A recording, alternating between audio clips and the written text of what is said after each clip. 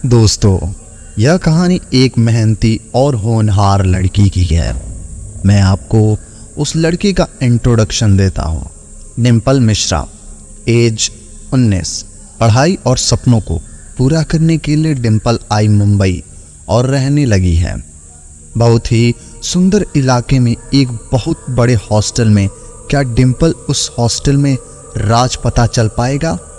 क्या होगा जब डिम्पल के सामने आएगा उस हॉस्टल का एक खतरनाक राज?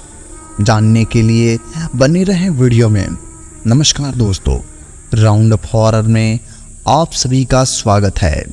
मैं लेकर आया हूँ एक ऐसी कहानी जिसे सुनकर आपके रोंगटे खड़े हो जाएंगे। अगर इस कहानी को आप रात के समय सुन रहे हैं तो अभी स्किप कर दीजिए और सुबह सुन लीजिएगा। तो चलिए बिना किसी बात के कहानी को शुरू करते हैं। डिम्पल बेटा, तू पढ़ाई पर इतना दूर क्यों जाना चाहती है? डिम्पल, माँ मैं सिर्फ 5 साल के लिए जा रही हूँ। आप इतना चिंता मत करो, मैं बड़ी हो गई हूँ। मैं अपना ध्यान खुद रख सकती हूँ। मुझे जाने दो, मैं वादा करती हूँ मैं आपका नाम रोशन करके ही वापस आऊँगी। मुझे जाने दीजिए माँ। माँ, लेकिन बेटा हम में से कोई तुम्हारे साथ नहीं आ सकता। डिम्पल, नहीं माँ, मैं वहाँ पढ़ने के लिए अकेली जा रही हूँ। प्लीज़ प्लीज़ जाने दो माँ। तभी डिम्पल के पापा आ जाते हैं। अरे श्रद्धा, जाने दो। डिम्पल अब बड़ी हो गई है, उसे अपने सपने पूरे करने दो। माँ, लेकिन वह छोटी है, अभी वह कैसे वहाँ पर रह पाएगी? ठीक है बेटा, डिम्पल चली जाओ तुम। डिम्पल बहुत ही खुश हो जाती है। थैंक यू मम्मी, आप बहुत अच्छी हो। जल्दी से मेरे सारे सामान पैक कर दो, आज मैं रात ही निकल रही।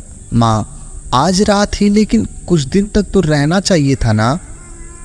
तुझे कल सुबह निकल जाती। डिम्पल, अरे मम्मी मैं रात को निकलूंगी तो सुबह पहुंच जाऊंगी ना। तो प्लीज़ अब आप ज़्यादा सवाल मत करो, जल्दी से मेरे सामान पैक कर दो। मैं आज रात खाना खाकर निकल रही हूँ। ठीक है। डिम्पल की माँ डिम्पल की सारी सामान पैक कर देती है।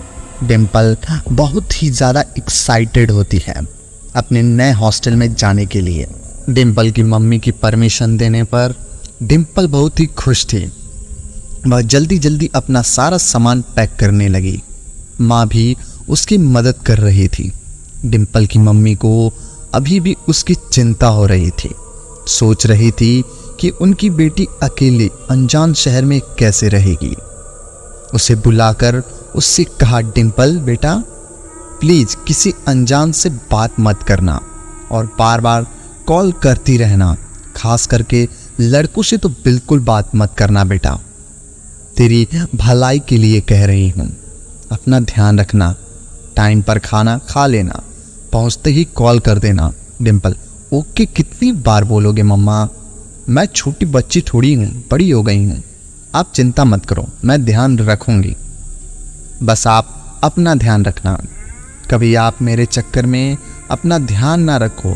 माँ, वैसे कब तक पहुँचेगी तू वहाँ पर? डिम्पल, बस 8 बजे तक से लेकर निकल लूँगी, 6 बजे सुबह तक पहुँच जाऊँगी। माँ, अच्छा बेटा, अपना ध्यान रखना। ऐसे ही वह वक्त भी आ गया जब डिम्पल को अपनी मम्मी पापा को अलविदा कहना पड़ा।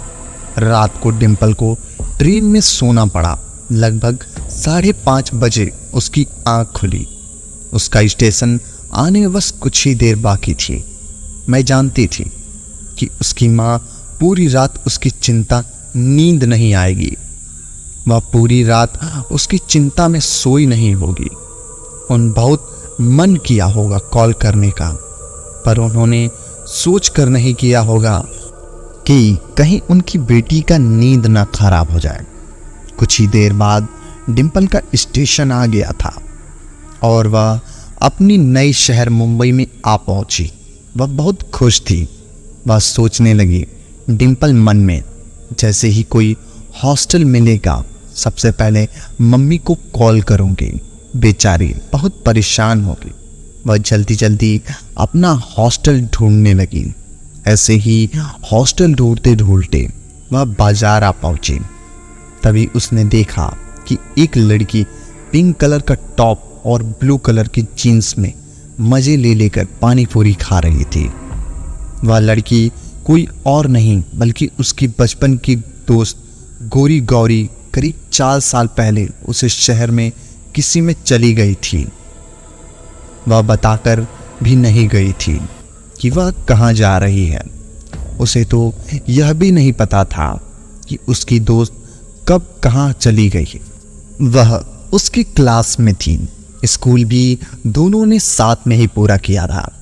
डिम्पल उसे देखकर बहुत ज़्यादा खुश हो गई और उसके पास जाकर उसे गले लगा लिया। गौरी के जैसे हैरान से उसे देख रही थी।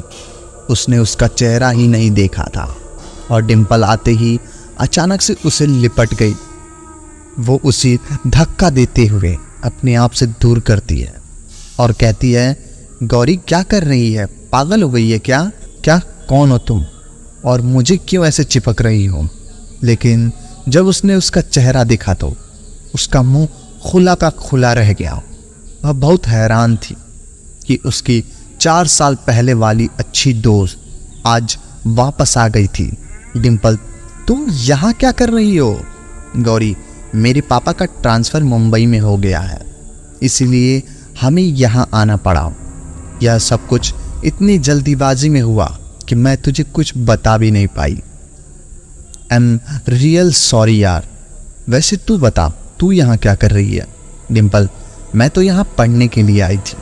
और यहाँ तू कौन सी कॉलेज में पढ़ती है? मेरा भी एडमिशन करवा दे, और अगर तेरी नज़र में कोई हॉस्टल हो तो बताना। गौरी, ग्लोबल कॉलेज में पढ़ती हूँ, मैं तेरा भी एडमिशन वहीं करवा दूँगी। डिम्पल, थैंक यू यार, you are my only friend. चल अब मैं जा रही हूँ हॉस्टल ढूंढने, बाय बाय। गौरी, तू हॉस्टल में क्यों रहना है? तू मेरे घर पे भी रह सकती है ना। तू मेरे घर चल, मैं वहीं तुझे अपना कमरा दे दूँगी। डिम्पल, नहीं नहीं यार, तू मेरे ऊपर इतना एहसान कर रही है, वही मेरे लिए बहुत है। मैं और एहसान नहीं ले सकती। गौरी, कमाल करती है तू भी। कोई एहसान नहीं है, हम दोस्त हैं, एक दूसरे के काम आता है। डिम्पल, लेकिन यार गौरी, लेकिन वेकिन कुछ नहीं, तो चल मेरे साथ। आखिरकार डिम्पल गौरी की बात माननी पड़ी। गौरी डिम्पल को अपने घर ले गई। तो चलिए अब गौरी को उसकी फैमिली के साथ जान लेते हैं। गौरी के घर में सबसे बड़े हैं कि दादाजी, उसके बाद उसकी दादी, और दोनों बड़े ही प्यार हैं। दोनों ही काफ़ी कूल हैं। इतने बूढ़े होते हुए भी दोनों प्यार करते हैं। उनके बाद गौरी के पापा और मम्मी दोनों एक दूसरे को बिल्कुल समय नहीं दे पाते। मम्मी घर में कामकाज में बिजी रहती है और पापा ऑफिस में, लेकिन फिर भी दोनों एक दूसरे से बहुत प्यार करते हैं। उसके बाद गौरी के बड़े भैया काफ़ी हैंडसम हैं, लेकिन थोड़ा कम बोलते हैं। बहुत शांत मिजाज है। इनका नाम आरव है। इनकी उम्र 24 साल है। पढ़ाई के बाद पापा के साथ ऑफिस संभालते हैं। उसके बाद गौरी के छोटे भैया 22 साल है। इनका नाम कुणाल है, जो कि डॉक्टर का कोर्स कर रहे हैं। ज़्यादा हैंडसम तो नहीं है, लेकिन उनकी आंखें बहुत खूबसूरत हैं। एक बार कोई इनकी आंखों में देख ले तो बस देखता ही रह जा। यह काफ़ी गुस्सैल हैं और इनके घर में छोटी है। गौरी सबसे नटखट, घर में सबको लाडली है। डिम्पल का जितनी 19 साल है। अपनी फैमिली में सबको बहुत प्यार करती है। तो चलिए फिर से कहानी में चलते हैं। गौरी, यह देखो, यह हमारा घर है और आज से तुम्हारा भी। डिम्पल भी काफ़ी खुश थी सबको देखकर। दादी, बेटा यह कौन है तुम्हारे साथ? गौरी, दादी आप भूल गई डिम्पल को? दादी, यह डिम्पल है, इतनी बड़ी हो गई, 4 साल में कितना बदल गई है। पहले से काफ़ी सुंदर हो गई है। डिम्पल बेटा आओ, यहाँ बैठो, सबको बुलाती हूँ।